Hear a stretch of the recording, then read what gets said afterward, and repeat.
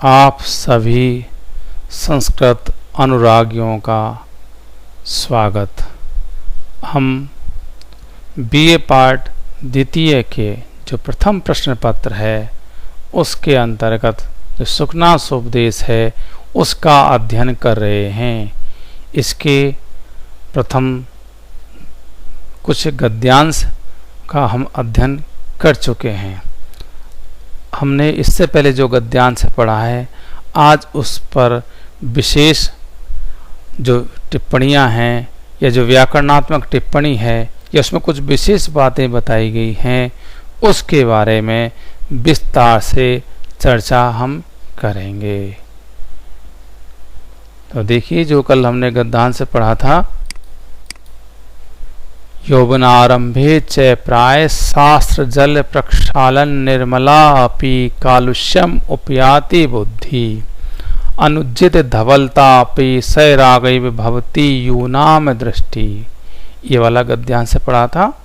तो इसमें देख लीजिए, इसमें जो विशेष बातें हैं, जो विशेष चीज़ों की ओर जिन्होंने जो महाकवि है हमारा ध्यान आकर्षित किया है या जो बात उन्होंने हमें बतानी चाहिए वो ऐसी कौन सी विशेष बात है, तो उनकी तरफ हम अपना ध्यान आकर्षित करें, ध्यान दें। ठीक है, तो देखिए जो पहला ही है यहाँ पर जैसे शास्त्र जल वाला जो पैराग्राफ है इसमें बताते हैं शास्त्र जल से लेकर कालुष्यम उपयाति बुद्धि। यहाँ देखिए इस अंश में विरोधाभास अलंकार है। क्या कह रहा है ये कि जो शास्त्र जल से धुलने के कारण स्वच्छ है, ठीक है, तो फिर वह कलुष कैसे, अर्थात विरोधाभास अलंकार जहां पर विरोधी बातें कही जाएं कि जो शास्त्र जल से धुल तो गई है, जब धुल गई है तो स्वच्छ हो गई है, लेकिन फिर भी वह कैसे कलुष है।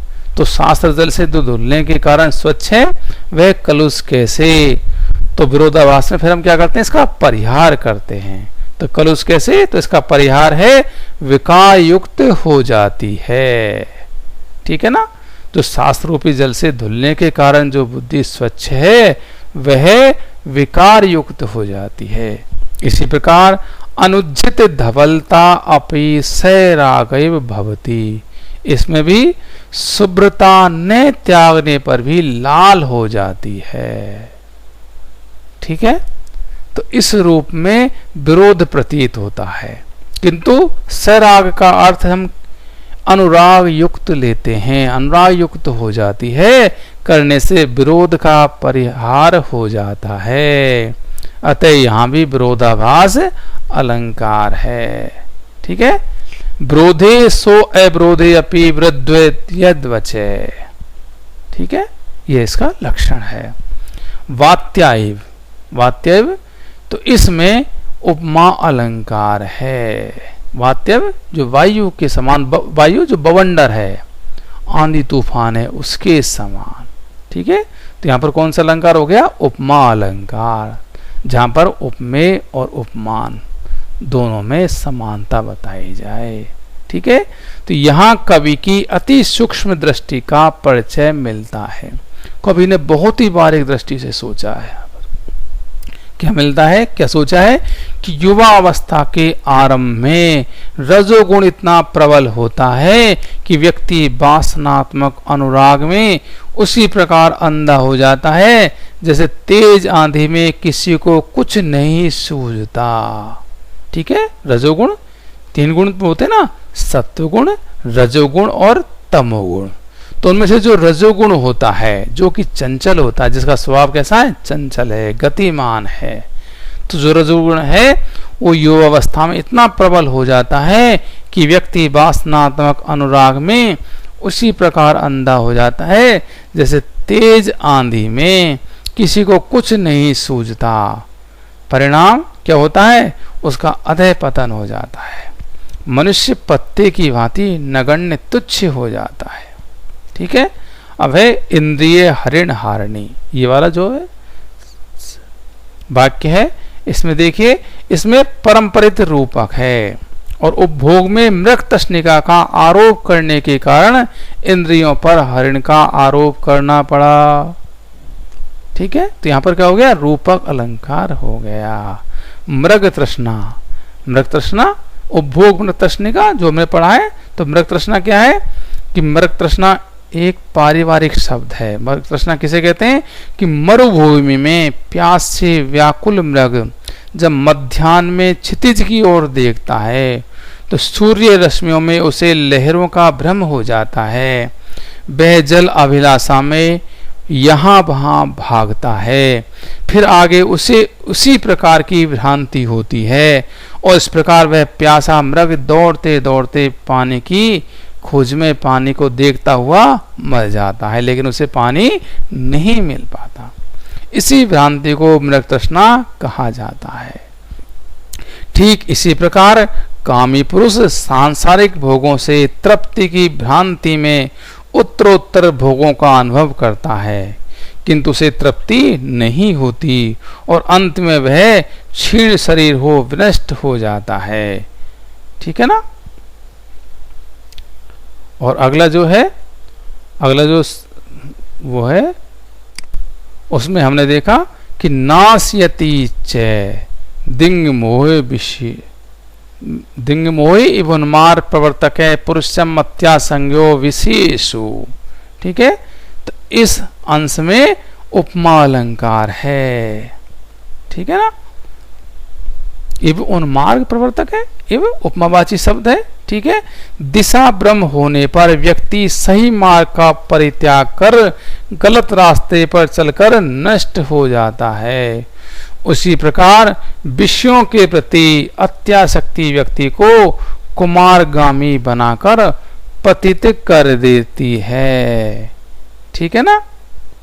अब इस पे हम व्याकरणात्मक टिप्पणी देख लेते हैं। ठीक है ना। ये तो इस पर विशेष जो महाकवि कहना चाहते हैं वो, और इसके अलावा इस पर व्याकरणात्मक टिप्पणी देखिए कि यौवन आरंभे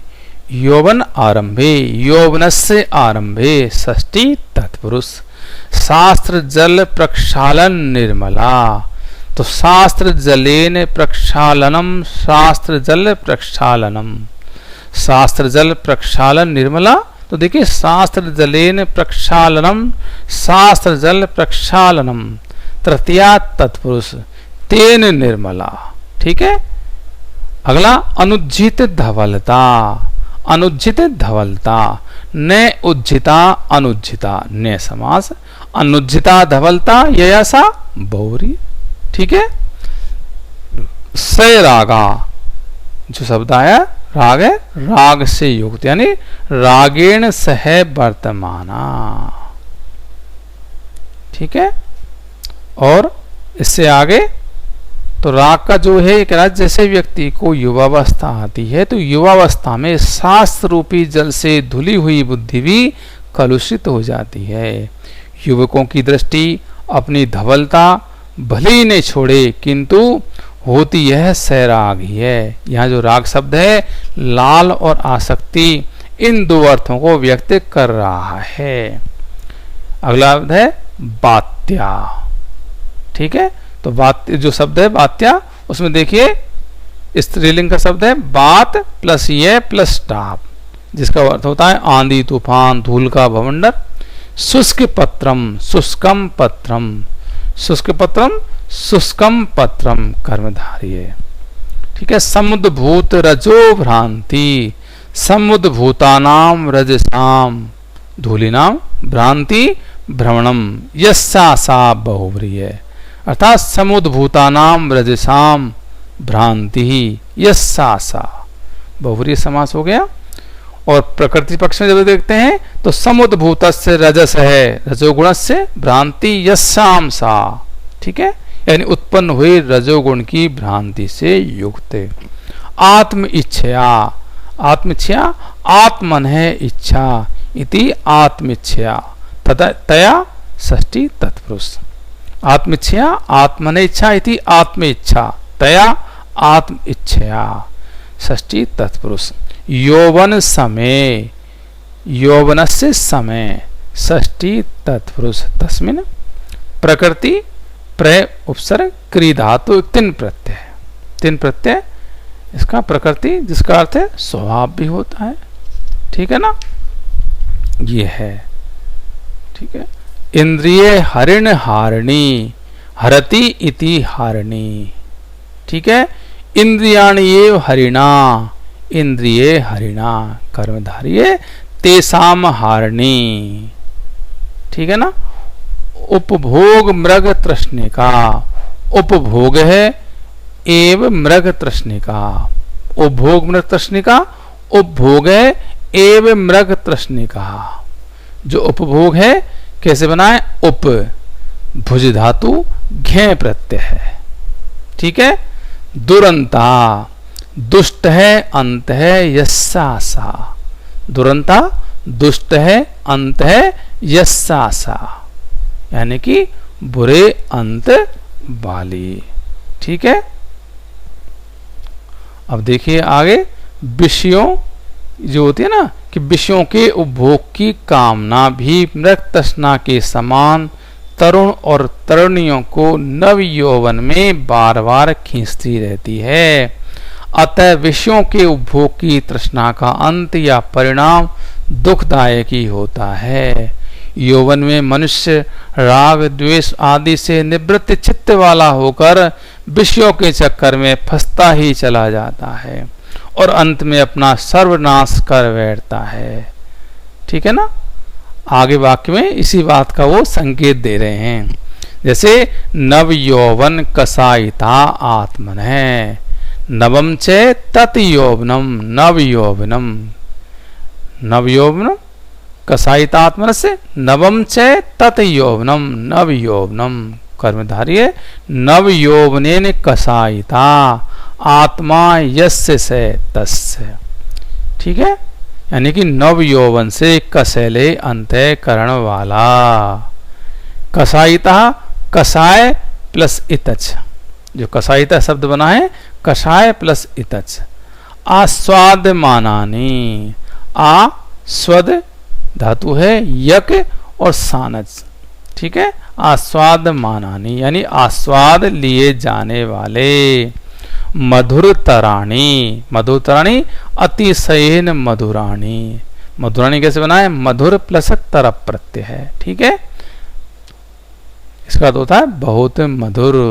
दिंग मोह, दिशाम मोह, दिंग मोह दिशाम मोह, षष्ठी तत्पुरुष। मोह कैसे बनाए, मुह प्लस घे, घे प्रत्यय है दिंग ब्रह्म, दिशा का ज्ञान नहीं होने से विपरीत मार्ग में भटकना, उन मार्ग प्रवर्तक है। तो देखिए प्रवर्त्यति इति प्रवर्तक है, प्रवर्त्यति इति प्रवर्तक है, उन्मार्गे प्रवर्तक है, इति उन्मार्ग प्रवर्तक है। षष्ठी उस है ना, उन्मार्गे प्रवर्तक है, उन्मार्ग प्रवर्तक है। सप्तमी तत्पुरुष। तो प्रवर्तक प्रय प्रत निश और नूल, गलत मार्ग से ले जाने वाला। अत्यासंग है। तो अति उपसर्ग आ और संधि धातु और घे प्रत्यय, अत्यधिक आसक्ति। ठीक है, या अनुराग। तो इसकी ये व्याकरणात्मक टिप्पणी हो गई और इसके बारे में जो विशेष था, विशेष जो उन्होंने बात कही उसका हम अध्ययन कर चुके हैं। ठीक है।